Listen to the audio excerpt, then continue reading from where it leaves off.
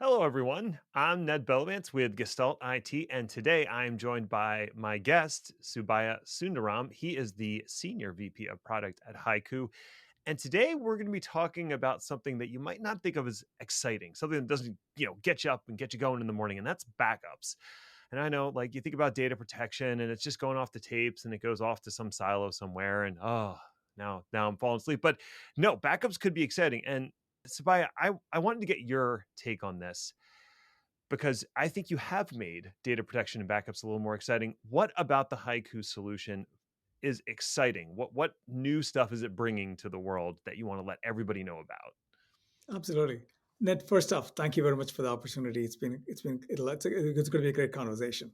The first thing I'll probably tell, as you said, a lot of people think of backup as boring because the thing is that if you look at most of the technologies in this space, if you look at it, were originally developed like 20, 30 years ago, 10, 15, 20. The earliest is probably like 10, 15 years ago. And they were all developed in a pre-cloud era, the way I think of it. All of them were originally developed for on-prem. Not bad, but that's where it was great for technology for that time. But if you look at it, what's changed in the customer space, right? One, pretty much every customer we talk to right now is in the cloud. Even federal government is going to cloud aggressively, right? That's the first part. So dynamics is changing. That's number one. Number two, I think even though it's ransomware is bad, that has actually made customers think of data protection a lot more about it right now than what they used to do before, right? Hmm. Those two things have brought data protection to a forefront. The way we think of when we thought about it, you know what? As you said, data protection is a boring industry, but there are lots of players in that particular one because it's a necessary evil for customers. You have to do that, use this technology, right? Mhm. Because you got to protect your data. When we started, just about almost going to be 5 years now, we said like, why should we actually build something and why should we build it? The way we think of it is that when do customers adopt a new technology? When there is a shift which is actually happening. The way we look at public cloud, customers' migration from on prem to public cloud as a shift which is happening. When there is a shift, customers are looking for saying, what am I doing right now? And is it the best thing when I move forward? Right? That allows customers to rethink their whole thing. That's so that was one of our things. Customers are moving to public cloud. We got to rethink data protection. That was the first thing. When that actually problem happened, then we thought about saying, should we just take our on we as a company have people who have worked on at least 8 different data protection solutions, right? And we said like, should we take all of that and build the same thing there? Then we said like, this is an opportunity to rethink. Many of us who have worked on data protection for many many years, what we realized was we know all the mistakes people made. We know the constraints which the original data protection was built on. So we said, let's build something new. Let's building something innovative. Let's make sure it is built for the cloud, meaning it's truly elastic. It's cloud intelligent because cloud is different. So people have to rethink the way they are. It has to be cloud intelligent. And above all, it has to be simple. Most data protection people hate it because it is just so complicated, right? That's the thing which we want to get rid of. We want to make it as simple as the cloud. Click and start it. Use it if you want it. If you don't want to turn it off and boom, you walk away. That's it Right, should be. right. I'm laughing because I'm thinking about all the backup solutions that I've had to support over the years and how complicated and convoluted those solutions were. And that's not a knock on those solutions necessarily. They were complicated for very specific reasons, given the environment they had to support and the technology that was available to them at the time. And yeah, like you said, these are products that were built up over 10, 20 years. And so they're dragging all of that legacy implementations and backwards compatibility forward with them. But you had the opportunity to not do that. Like let's build something new. Yep. That's that by itself is pretty exciting. Totally. Now, you brought out one term that I'm not familiar with, and I'd like you to expand on it a little bit. What does it mean when you say that Haiku is a cloud intelligent solution? That's a good catch, and you caught what I was saying there. No, it's something. It's a conscious choice we make, Ned, when we build our solutions. The first thing is that, as you said, if you go back to why were legacy solutions were great, they were built when they were built, they were the best solution at that time. But what's different between then and now, right? When we decided to build, we said we're not going to support every legacy thing. No, that's not our goal. Our goal is to make sure we build for intelligent systems. People say, what does it mean?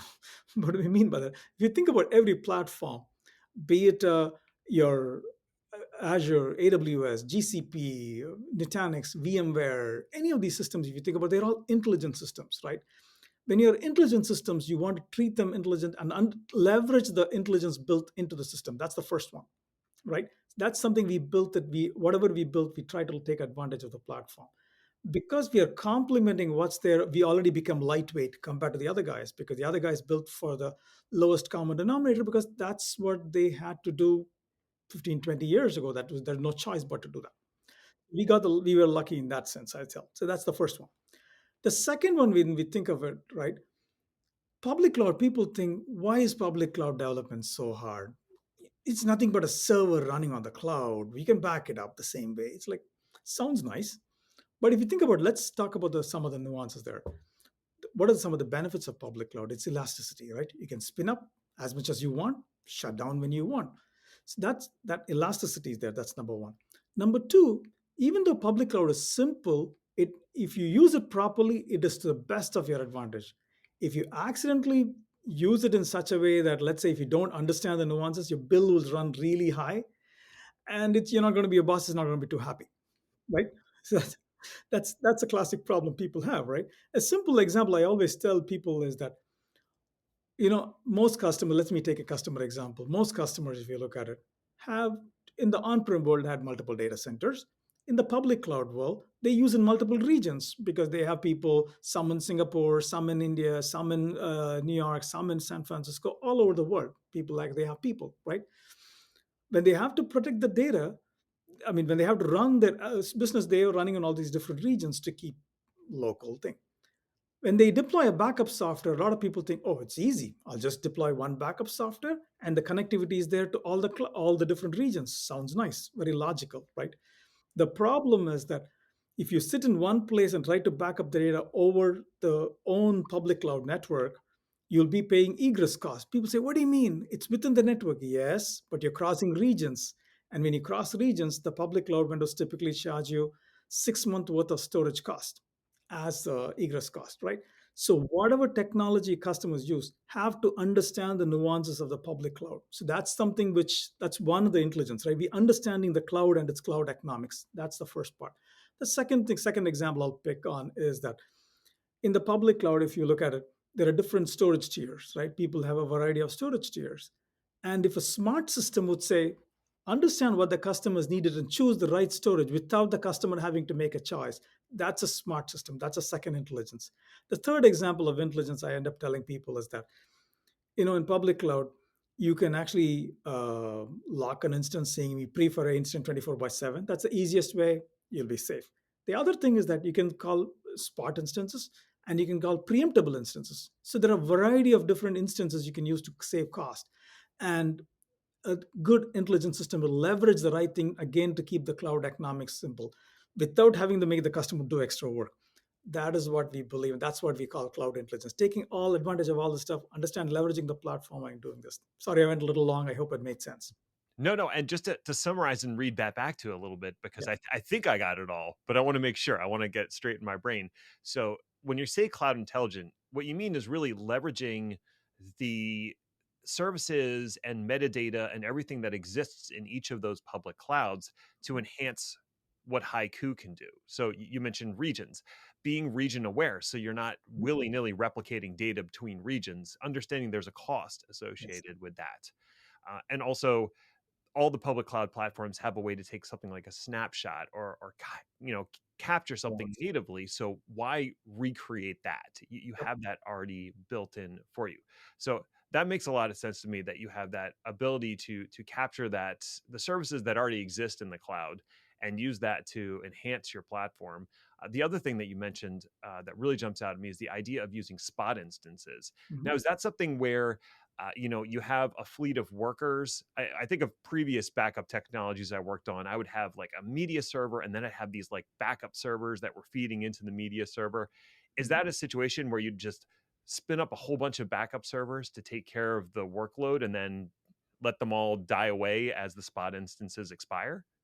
Man, you're really good. You actually have remember all your backup technology from the past. That's very good. So you're absolutely right.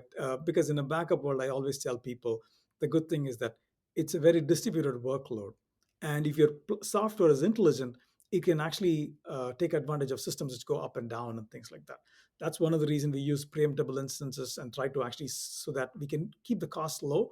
And to your point, spin up as many as we need to during a backup and turn it off if you don't want. So the cost is just what you really need it when you need it.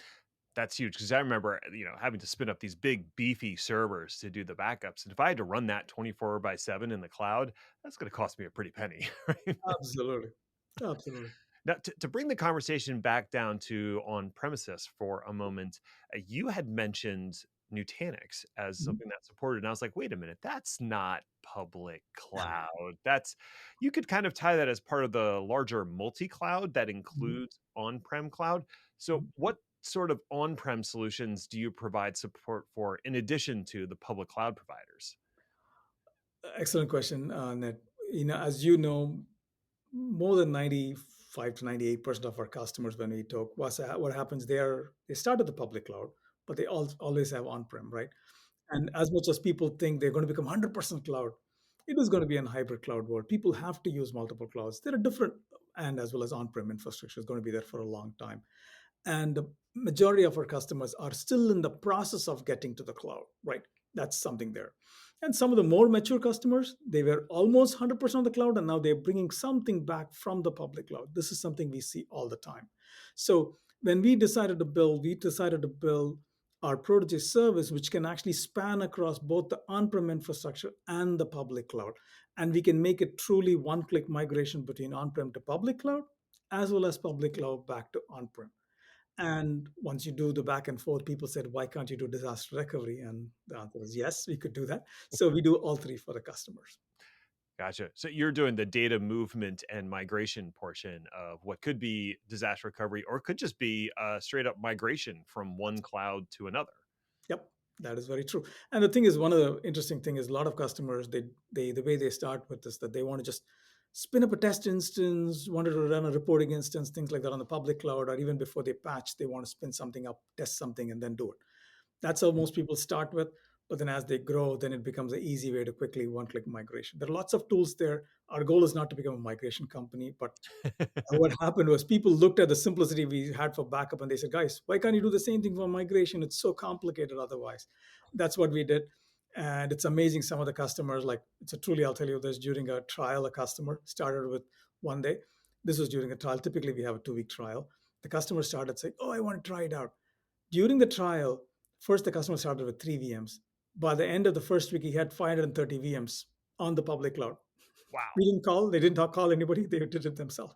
It's that simplicity they do that. So That's impressive that they were absolutely, able to move that many virtual machines in that short span of time. I guess they got really absolutely. pumped about it. Yeah.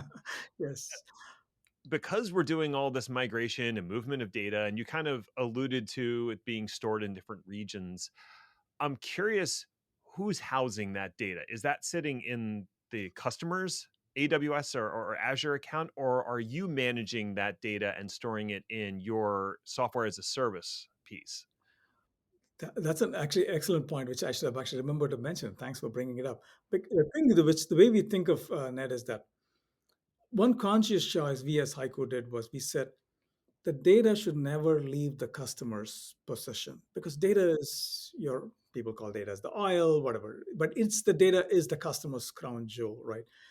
Anytime you move the data out of their management, now you're increasing the risk. That is a fundamental conscious choice we have. So we what we do is that in all cases we try to keep the data within the customer's project.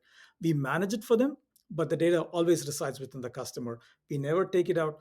Even when we act as a service, our service is running independently, but all the data movement happens within the customer's thing, and the data is with it's in the different projects in the different resource groups depending on your cloud platform, but it's fully locked within the customer's control. So even tomorrow, if they decide that Haiku is not the solution they want, we want to feel confident. So don't have to just you can walk away from us. That's number one. Number two, we also think of cloud vendors constantly keep reducing the cost of storage, which is exactly what customers want.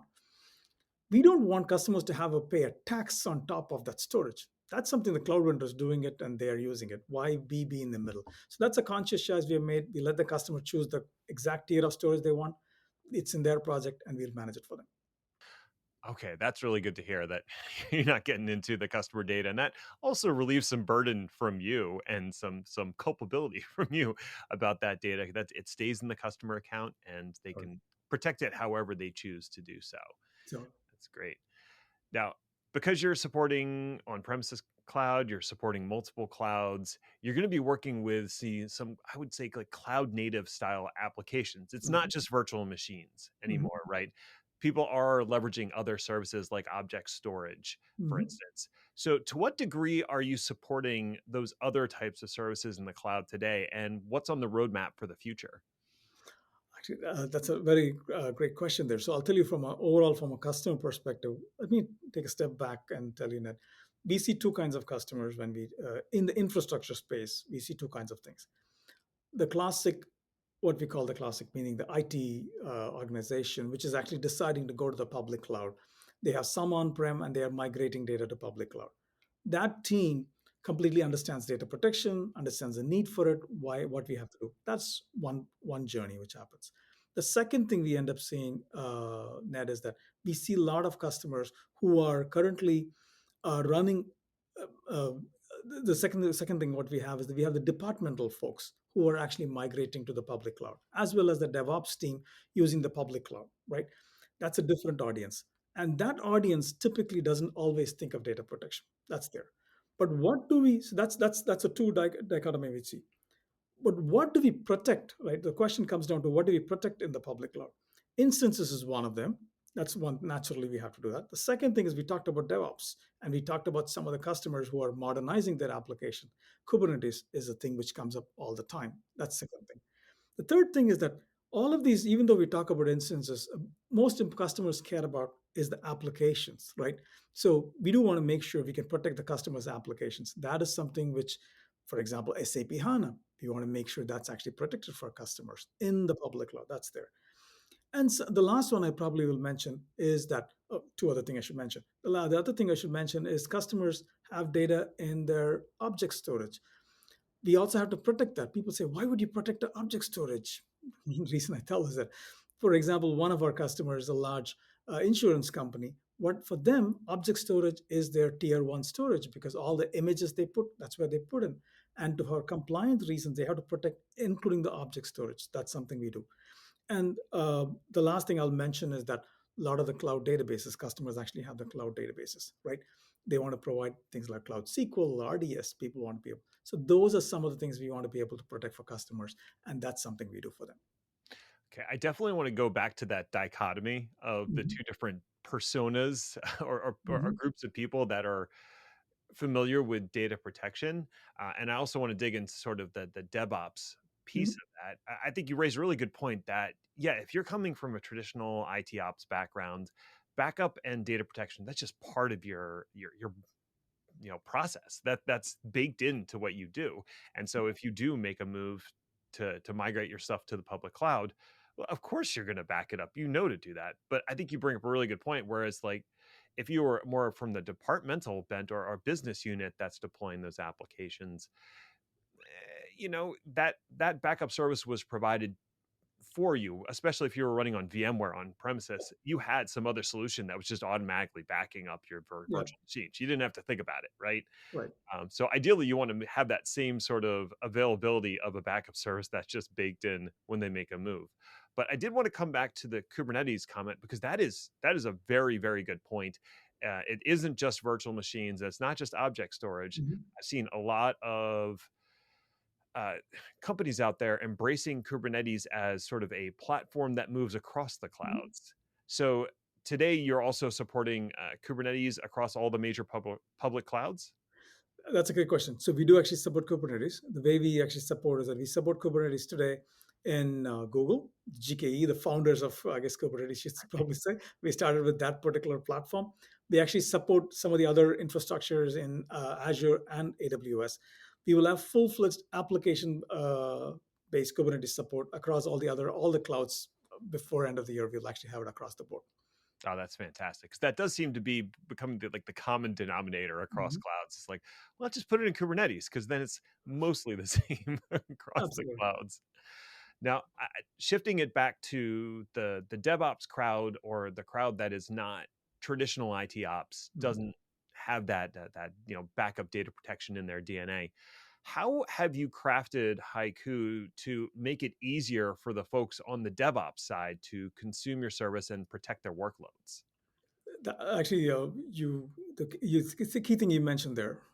The key thing you mentioned there, which is a lot of people who are in the classic DevOps community, they originally the way they think of that, they fall in simply two camps. The first camp within that organization, first camp thinks like, oh, cloud, don't they already protect the data by default? Which is, we all know, it's a shared responsibility model. It's the customer's responsibility to protect the data. So that's the first challenge. So we keep educating customers, please protect your data. That's the first one. The second thing, what happens is that with a lot of these people in the DevOps world, which is great for them, they say, "Oh, I can write a script to do that particular one. I'll use the snapshots and I'll write a script and backup is done." Sounds very logical, and it's a good thought. But the challenge I think people always think of is that they have scripts for backup. But when is your biggest pressure? The biggest pressure comes up from a recovery perspective, not the backup. It's a recovery. When you are under pressure and somebody says, "What happened? Can you get me the data back?"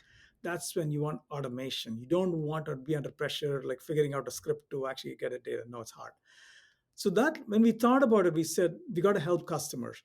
That's when we took our solution and we created a free tier, and we started with AWS, and we are making it available to all AWS customers to protect their, for example, any data in the EC2 using a free tier. We use their snapshot capability built on the platform.